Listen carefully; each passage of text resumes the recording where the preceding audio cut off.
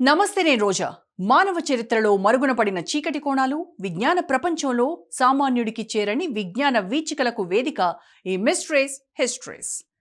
సియాచిన్ అంటే కేవలం హిమనగరమే కాదు, అది భారత గౌరవం, దేశ సరిహద్దు భద్రత, జవాన్ల త్యాగానికి చిరునామా.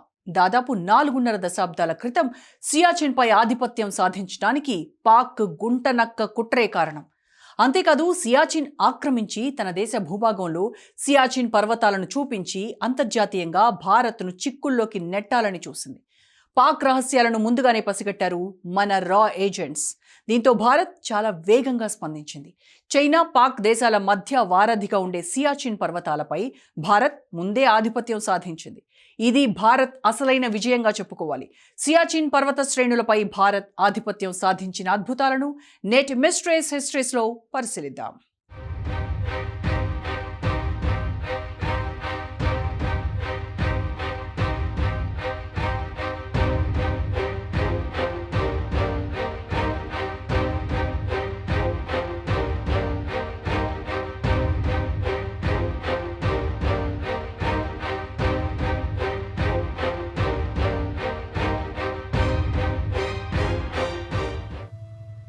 హిమాలయ పర్వత శ్రేణిలోని కారకోరం ప్రాంతంలో ఉన్న సియాచిన్ హిమనదం ప్రపంచంలోని అత్యంత ఎత్తైన యుద్ధరంగం.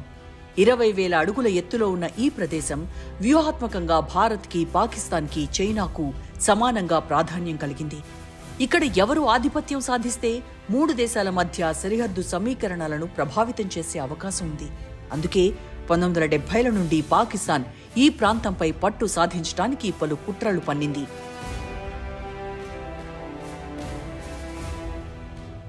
పాకిస్తాన్ మొదటిగా అంతర్జాతీయ పర్వతారోహకులను ఉపయోగించింది.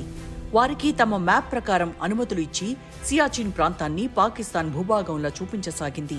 తద్వారా ప్రపంచ దేశాలలో గందరగోళం సృష్టించి సియాచిన్ పాకిస్తాన్ సరిహద్దులో ఉందనే అభిప్రాయం బలపరచాలని కుట్ర పన్నింది. ఇదే సమయంలో పాకిస్తాన్ సైన్యం రహస్య ప్రణాళికలను సిద్ధం చేసింది.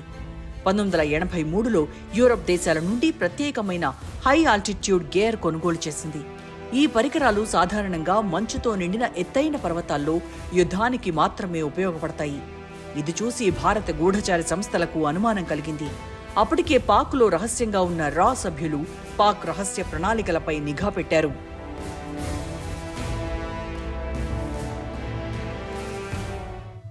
భారత నిఘా సంస్థ రా సైనిక ఇంటెలిజెన్స్ ఇచ్చిన నివేదికలు ఒకటే చెబుతున్నాయి. పాకిస్తాన్ 1984 వేసవిలో సియాచిన్ పైకి సైనికులను పంపే అవకాశం ఉంది. ఆలస్యం చేస్తే భారత్ ఎత్తైన ప్రదేశాలను కోల్పోతుంది. సియాచిన్ పర్వతాలను కోల్పోతే భారత్ నిత్యం శత్రువులతో పోరాడుతూ బతకాల్సొచ్చేదని నివేదికలు చెబుతున్నాయి. అందుకే ఈ సమాచారం ఆధారంగా భారత సైన్యం అత్యవసర ప్రణాళిక సిద్ధం చేసింది. ఆపరేషన్ మేఘదూత్ పేరుతో ప్రణాళికలను పాక్ కంటే వేగంగా సిద్ధం చేసింది.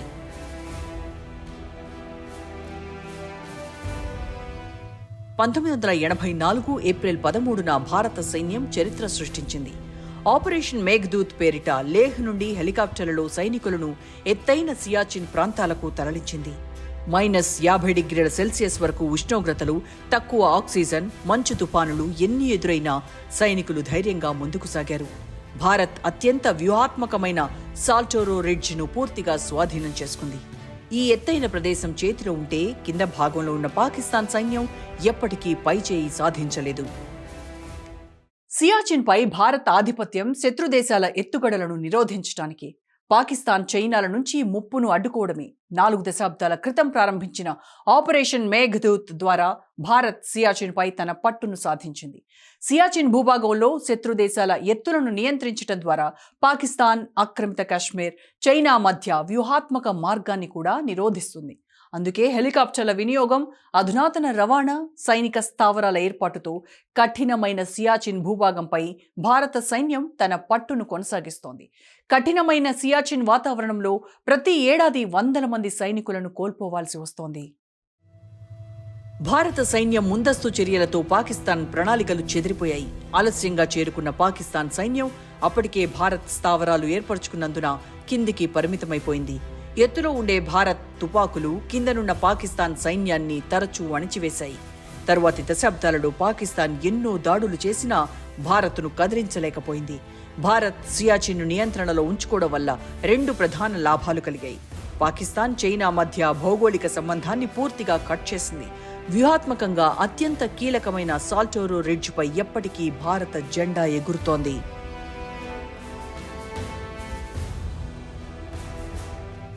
1984లో పాకిస్తాన్ వేసిన కుట్రలు భారత గూఢచారి వ్యవస్థతో బయటపడ్డాయి.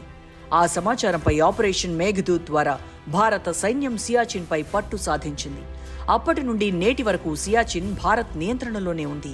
సియాచిన్ యుద్ధం కేవలం సైనిక విజయమే కాదు, అది భారత జవాన్ల ధైర్యానికి, సహనానికి, త్యాగానికి ప్రతీక. మంచు పర్వతాల మధ్య ఎత్తైన ఆకాశంలోనూ వారు జాతీయ జెండాను ఎగరగొట్టారు.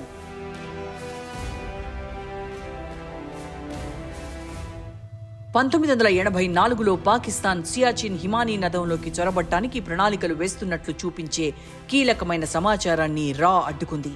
ఈ సమాచారం పాకిస్తాన్ చర్యలను ముందస్తుగా నిర్ణయించడంలో మరియు పాకిస్తాన్ ఏదైనా ఆపరేషన్ ప్రారంభించే ముందు సియాచిన్ హిమానీ నదంపై నియంత్రణ సాధించడానికి ఆపరేషన్ మేఘదూత్ను ప్రారంభించడంలో సైన్యానికి సహాయపడింది. దీని ఫలితంగా సియాచిన్లోని అన్ని ప్రధాన శిఖరాలపై భారతదేశం ఆధిపత్యం చెలాయించింది.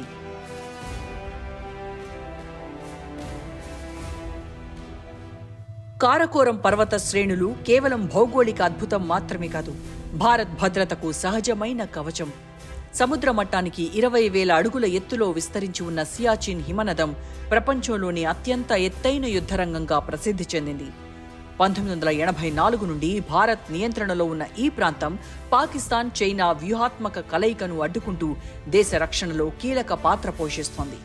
సియాచిన్ పర్వత శ్రేణులపై భారత్ ఆధిపత్యం సాధించడం వలన పాక్, చైనా ఎత్తుగడలకు అడ్డుకట్ట వేస్తోంది. ఎత్తులో ఉన్న భారత్ సైన్యం పల్లంలో ఉన్న పాక్, చైనా సైన్యాన్ని ఎదుర్కోవడం చాలా సులువైంది. గిల్గిట్, బాల్టిస్తాన్ పాకిస్తాన్ నియంత్రణలో ఉండగా అక్సాయ్ చిన్ చైనా ఆధీనంలో ఉంది. ఈ 2 ప్రాంతాలను కలిపే మార్గం సియాచిన్ మీదుగా మాత్రమే సాధ్యం. కానీ భారత్ సియాచిన్పై పట్టు సాధించడం వల్ల పాక్, చైనా భూ సంబంధం కుదరకుండా అడ్డుకట్ట వేయడం జరిగింది. ఇది భారత్కు వ్యూహాత్మకంగా అమూల్యమైన విజయంగా నిలిచింది. సియాచిన్ మంచుకొండలపై శీతల గాలి -50°C సైన్యాన్ని చల్లగా చంపేస్తోంది. అక్కడ ఎదురుపడి పోరాడే శత్రువు కన్నా అక్కడి వాతావరణమే శత్రువు కంటే ఎక్కువ నష్టాన్ని కలిగిస్తుంది. అక్కడ వచ్చే మంచు తుఫానుల్లో చేతికి గ్లౌజులు వేసుకోవడం అంటే వేళ్లను కోల్పోవడమే. ఒక సైనికుడు 1 ఏడాది పాటు అక్కడ పహారా కాస్తే తన జీవితంలో 10 ఏళ్ల పాటు ఆయుష్ కోల్పోతాడు. మన భారత్ శత్రుదేశమైన పాకిస్తాన్ సైన్యం పోరాడుతున్న సియాచిన్ ప్రాంతం ప్రపంచంలోనే కఠినమైన యుద్ధ భూమిగా ప్రసిద్ధి చెందింది. అక్కడ పహారా కాసే మన సైనికులు శత్రువులను క్షమించరు. సియాచిన్ ఎవ్వరినీ క్షమించదు. ఎందుకంటే సియాచిన్ కొండలపై ఏటా వందలాది మంది సైనికులు మంచు తుఫాన్ల వల్ల చనిపోతారు. మన సైన్యం సియాచిన్పై ఆధిపత్యం సాధించడంతో మన దేశానికి రక్షణ కవచంగా మారింది. కానీ ఎంతో మంది తల్లులకు గుండె కోతను మిగులుస్తోంది. సియాచిన్లోని సాల్టోరో రిడ్జ్ పర్వత శ్రేణి ఎత్తైన ప్రదేశం. భారత సైన్యం దీనిని నియంత్రించడం వల్ల పాకిస్తాన్ కేవలం కిందనున్న లోయల్లో మాత్రమే నిలబడగలుగుతోంది. ఎత్తులో ఆధిపత్యం ఉండటం వల్ల భారత్ ఎప్పటికీ వ్యూహాత్మకంగా పైచేయి సాధిస్తోంది. కారకోరం పర్వతాలు భారత ఉత్తర సరిహద్దుకు సహజమైన రక్షణ గోడలుగా నిలుస్తున్నాయి. ఇక్కడ స్థావరాలు ఏర్పాటు చేసిన భారత్ పాకిస్తాన్ కదలికలను గమనిస్తూ చైనా నుండి వచ్చే ఏ ముప్పునైనా ముందుగానే అడ్డుకునే సామర్థ్యాన్ని పొందింది. -50°C ఉష్ణోగ్రతలు, మంచు తుఫానులు, తక్కువ ఆక్సిజన్ ఇలాంటి ప్రతికూల పరిస్థితుల్లోనూ భారత జవాన్లు 24 గంటలు విధులు నిర్వర్తిస్తున్నారు. సియాచిన్ నియంత్రణలో ఉండటం కేవలం రక్షణ అవసరమే కాదు, భారత సైనికుల ధైర్యానికి, త్యాగానికి ఒక ప్రతీక. సియాచిన్ హిమనదం భారత ఆధీనంలో ఉండటం వల్ల పాకిస్తాన్, చైనా కుట్రలు నిలువునా విఫలమయ్యాయి. కారకోరం శ్రేణులు సహజ రక్షణ కవచమైతే భారత సైన్యం దానిని శక్తివంతమైన కోటగా మార్చింది.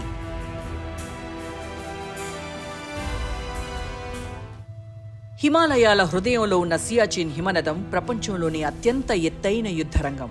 1984లో ఆపరేషన్ మేఘదూత్ ద్వారా భారత సైన్యం ఈ ప్రాంతాన్ని స్వాధీనం చేసుకున్నప్పటి నుంచి పాకిస్తాన్ పలుసార్లు సైనిక దాడులు జరిపినా ప్రతిసారి భారత్ దాన్ని తిప్పికొట్టింది. చైనా నేరుగా యుద్ధానికి దిగకపోయినా పాక్కు మద్దతిస్తూ పరోక్షంగా ఒత్తిడి తీసుకొచ్చింది. పాకిస్తాన్ ముందుగా సియాచిన్ ఎత్తైన ప్రాంతాలను ఆక్రమించాలని కుట్ర పన్నింది. కానీ భారత్ గూఢచారి వ్యవస్థ సాధించిన సమాచారం ఆధారంగా ఏప్రిల్ 1984లోనే భారత సైన్యం మేఘదూత్ ఆపరేషన్ ప్రారంభించి సాల్టోరే రిడ్జ్ ప్రాంతాన్ని తన నియంత్రణలోకి తెచ్చుకుంది. ఈ విజయంతో భారత్ ప్రపంచంలోని అత్యంత ఎత్తైన యుద్ధరంగాన్ని స్వాధీనం చేసుకుంది.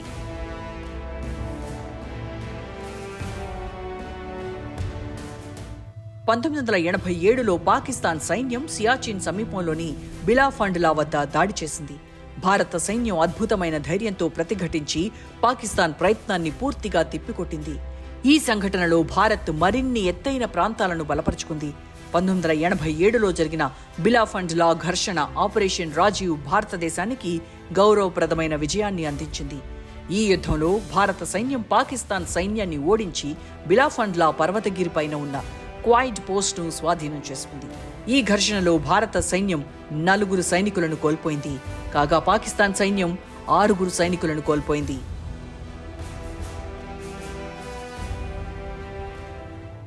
ఈ ఘర్షణలో భారత సైన్యం నైబ్ సుబేదార్ బానా సింగ్ నాయకత్వంలో పాకిస్తాన్ సైన్యాన్ని ఎదుర్కొని విజయాన్ని సాధించింది. ఆయన ధైర్యం, నాయకత్వానికి గుర్తుగా ఆయనకు భారతదేశం అత్యున్నత గౌరవ పురస్కారమైన పరమ్వీర్ చక్రను ప్రదానం చేసింది.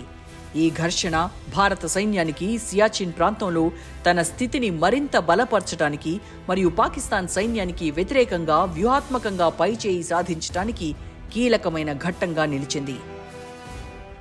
ఆపరేషన్ విజయ్ పేరుతో భారత్ పాక్ పై యుద్ధం చేసింది.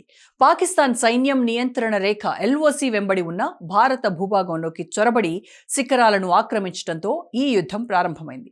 భారత సైన్యం ఈ చొరబాటును తిప్పికొట్టి విజయవంతంగా పైచేయి సాధించింది.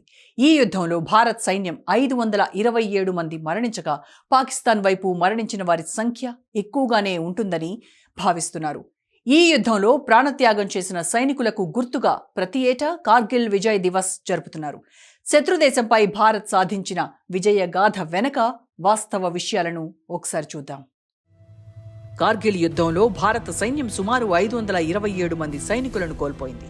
వీరిలో 363 మంది ఆర్మీ కాక 87 మంది నావికాదళం, 77 మంది వాయుసేన సిబ్బంది ఉన్నారు. సుమారు 1363 మంది గాయపడ్డారని రక్షణ రంగ నివేదికలు చెబుతున్నాయి.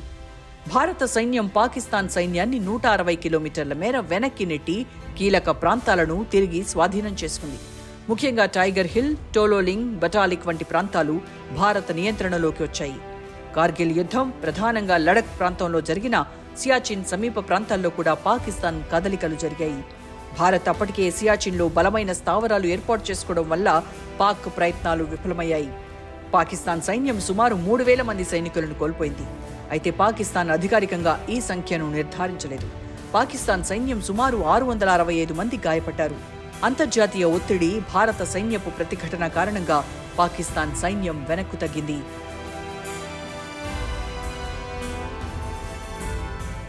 కార్గిల్ యుద్ధానికి ముందు భారత గూఢచారి సంస్థ రా పాకిస్తాన్ సైనికుల సియాచిన్ ప్రాంతంలో ప్రవేశించే ప్రణాళికలను 1998 సెప్టెంబర్లోనే గుర్తించింది.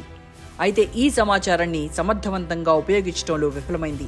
తద్వారా యుద్ధం ప్రారంభమైంది. యుద్ధం ప్రారంభమైన తర్వాత రా, ఇతర గూఢచార సంస్థలు పాకిస్తాన్ సైనికుల సంభాషణలను సిగ్నల్ ఇంటెలిజెన్స్ ద్వారా పట్టుకున్నారు. Pak army chief general Parvez Musharraf, ఆయన సిబ్బంది మధ్య చైనాలో జరిగిన ఫోన్ సంభాషణలు రికార్డ్ చేశారు. ఈ సంభాషణలు పాకిస్తాన్ సైనికుల యుద్ధ ప్రణాళికలను వెల్లడించాయి. అయితే ఈ సమాచారాన్ని సమర్థవంతంగా ఉపయోగించడంలో విఫలమవడం, భారత గూఢచార సంస్థల మధ్య సమన్వయ లోపం, పాకిస్తాన్ సైనికుల ప్రవేశాన్ని ముందుగా గుర్తించడంలో వైఫల్యం వలన కార్గిల్ యుద్ధం ప్రారంభానికి కారణాలయ్యాయి.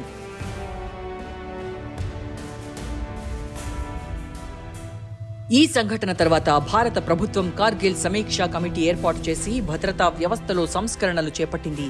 ఈ కమిటీ గూఢచార సంస్థల మధ్య సమన్వయాన్ని మెరుగుపరచడం, సరిహద్దుల్లో గూఢచార కార్యకలాపాలను బలోపేతం చేయడం వంటి సిఫార్సులను చేసింది. రా పాకిస్తాన్ సైనికుల ప్రణాళికలను ముందుగానే గుర్తించినప్పటికీ సమర్థవంతమైన చర్యలు తీసుకోవడంలో భారత్ విఫలాలే కార్గిల్ యుద్ధం జరగడానికి ప్రధాన కారణాలని నివేదికలు స్పష్టం చేస్తున్నాయి.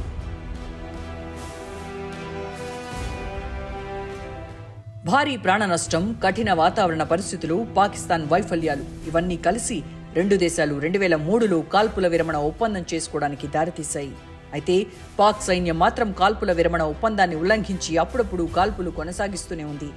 చైనా నేరుగా సియాచిన్ యుద్ధంలో పాల్గొనలేదు, కానీ పాకిస్తాన్ ఆక్రమిత కాశ్మీర్ ప్రాంతంలో చైనా పాక్ ఎకనామిక్ కారిడార్ నిర్మించడం ద్వారా పాక్కు మద్దతిస్తోంది. అంతేకాక సరిహద్దుల్లో పలుసార్లు ఉద్రిక్తతలు సృష్టిస్తూ భారత్పై ద్వంద్వ ఒత్తిడి పెంచుతోంది. సియాచిన్లో యుద్ధంతో పాటు వాతావరణం కూడా పెద్ద శత్రువే. ఇప్పటి వరకు ఇక్కడ సుమారు 800కు పైగా భారత జవాన్లు ప్రాణాలు కోల్పోయారు. వీరిలో చాలా మంది మంచు తుఫానుల వల్ల ప్రాణాలు విడిచారు. అయినప్పటికీ దేశ భద్రత కోసం భారత జవాన్లు ఇక్కడ నిరంతరం గస్తీ కాస్తున్నారు. 1984 నుండి ఇప్పటి వరకు సియాచిన్లో పాకిస్తాన్ పలు కుట్రలు పన్నినా భారత్ ఒక్కసారి కూడా వెనకడుగు వేయలేదు. ప్రపంచంలోని అత్యంత కఠిన పరిస్థితుల్లోనూ జవాన్లు కాపలా కాస్తూ పాక్ చైనా ఎత్తుగడలకు అడ్డుగోడలా నిలుస్తున్నారు.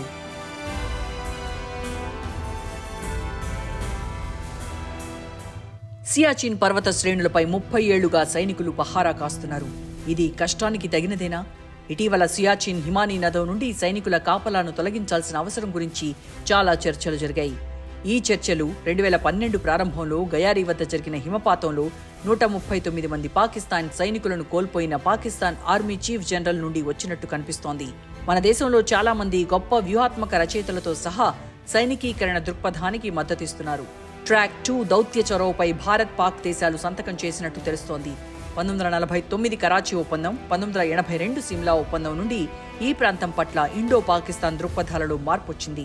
సియాచిన్ను అన్ని విధాలా నిలుపుకోవడంలో తాము పొరపాటు పడ్డామని రెండు దేశాలు ఇప్పుడు అకస్మాత్తుగా గ్రహించాయి.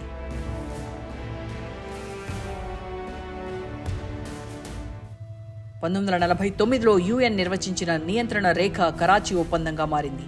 ఇది హిమానీ నదాన్ని ఎవరు నియంత్రిస్తారో స్పష్టంగా పేర్కొనలేదు. NJ 9842 మ్యాప్ కోఆర్డినేట్ నుండి సరిహద్దు అప్పటి నుండి ఉత్తరం వైపు హిమానీ నదాల వరకు వెళ్తుందని మాత్రమే పేర్కొంది. ఇంత చల్లని మరియు బంజరు ప్రాంతంపై భారతదేశం మరియు పాకిస్తాన్ మధ్య ఎటువంటి వివాదం ఉండదని UN అధికారులు భావించారు. 1972 సిమ్లా ఒప్పందం కూడా ఈ సమస్యను విస్మరించింది. 1984కి ముందు భారత్ పాక్ దేశాలు ఈ ప్రాంతంలో సైనికులను మోహరించలేదు.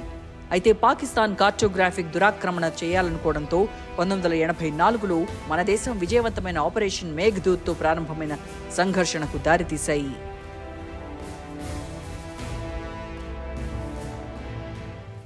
నిర్మానుష్యమైన చలితో కూడిన గాలివానలతో కూడిన సియాచిన్ రెండు దేశాలకు ఎందుకు ముఖ్యమైంది అనే దానికి వ్యూహాత్మక కారణాలున్నాయి. కాశ్మీర్ సరిహద్దుల రక్షణ, అలాగే భారతదేశం సియాచిన్ను ఖాళీ చేస్తే బౌద్ధ లడఖ్పై చైనీయులు ఆధిపత్యం చెలాయించే అవకాశం ఉంది. పాకిస్తాన్ నుండి ఉగ్రవాదులు తరచుగా చొరబట్టడానికి కూడా అవకాశం ఉంది. అయితే ఇది పూర్తిగా భారత సార్వభౌమాధికారానికి సంబంధించిన విషయం. మన దేశం కష్టపడి సంపాదించిన భూభాగాన్ని వదులుకోకూడదు. సైనికీకరణను తొలగించాలనే పాక్ ఆలోచన వెనుక పెద్ద కుట్ర కూడా ఉండొచ్చు. దీన్ని ఎలా నిర్వహించాలనే అంశంపై పలు అభిప్రాయాలు, వ్యూహాత్మక ఆలోచనలు వెలువడాయి. అయితే జరుగుతున్న పరిణామాలను నాయకులు, రక్షణ రంగ ప్రముఖులు అర్థం చేసుకోవాలి. పాక్ గుంటనక్క పాత్రను పోషించడంలో ఎప్పుడూ ముందుంటుందనే సత్యాన్ని గ్రహించాలని చాలా మంది రాజకీయ నిపుణుల మాటగా వినిపిస్తోంది. మొత్తంగా చూస్తే సియాచిన్పై పాక్ కుట్రను భారత్ సమర్థవంతంగా తిప్పికొట్టింది. భారత్ కార్గిల్ యుద్ధంలో మన సైన్యం ఘన విజయాన్ని సాధించింది. మంచుకొండల మధ్య మన సైనికులు చేసిన త్యాగాలకు వెలకట్టలేం. వారి సాహసాలు భావితరాలకు పాఠాలు, అపారమైన దేశభక్తికి నిదర్శనాలు. అంతేకాదు, మన దేశ జాతీయ జెండాకున్నంత గౌరవం, పౌరుషం, హిమాలయ పర్వతాలకు ఉన్నంత ఔన్నత్యం కలబోసి కదులుతున్న వీర జవానులు మన సైనికులు. మన సైన్యం పాక్, చైనా సైన్యంతో పోరాడిన ప్రతి సందర్భంలోనూ నిరూపితమైంది. సియాచిన్, కార్గిల్ అంశాల్లో భారత్ సాధించిన 2 విజయాల వెనుక భారత్ నిఘా సంస్థ రా సభ్యుల చాకచక్యం, సరైన సమయంలో కీలకమైన సమాచార సేకరణ ప్రధాన కారణాలని వేరే చెప్పాల్సిన పనిలేదు. వ్యక్తైనా, దేశమైనా విజయాలను సాధించాలంటే కేవలం మన ప్రతిభా బలాలు మాత్రమే సరిపోవు. శత్రువుల మూమెంట్స్ కనిపెడుతూ వారిని మట్టుపెట్టడంలోనే అసలు విజయ రహస్యాలు దాగున్నాయని రా సభ్యులు బలంగా నమ్ముతారు. ఈ విషయం భారత్, పాక్ మధ్య జరిగిన అనేక యుద్ధ సందర్భాల్లో రుజువైంది. వచ్చే వారం రా ఏజెంట్ సాధించిన విజయాలకు సంబంధించి మరో ఎపిసోడ్లో మళ్ళీ కలుద్దాం. Until then keep watching Raj news.